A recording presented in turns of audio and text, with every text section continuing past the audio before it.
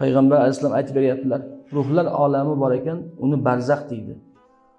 Ruh o'lmaydi chunki. Jasad tuproq bo'ladi do'stlar. Ruh qabz qilib olingandan so'ng saqlanadi qiyomatgacha yoki haligi qabrdagi hisob-kitobgacha. O'sha barzax olamida turganda ba'zi ruhlarning darajasi ko'tarilib qoladi, dedilar payg'ambarimiz. Boshqa ruhlar unga havas bilan boqishadi. Shunda haligi ruhni o'zi so'raydiki, "Ey Robbi ma hada?" Ey Robbim, bu daraja qayerdan yetyapti menga desa, Alloh aytar ekanki, farzanding seni yo'qlayapti. Istig'for aytyapti, duo qilyapti dedi. Ba'zi ruhlarning darajasi tushib ketar ekan. Boshqa ruhlar unga achinib boqishar ekan. Shunda haligi ruh so'rasa, farzanding jinoyat qilyapti der ekan.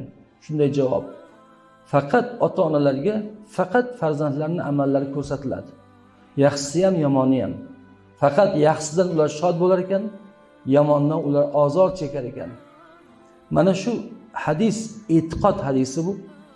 Agar hamma odamlarda bu tushuncha bo'lsa, ota-onasini yaxshi ko'rgan bola ota-onasining ruhini qiynamaslik uchun jinoyat qilmaydi, qo'lini tortadi.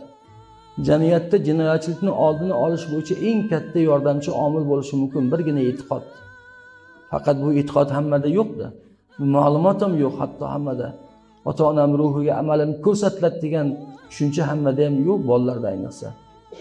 Buni ota-ona albatta tushunchalar birinchi o'rinda berish kerak bolalarga.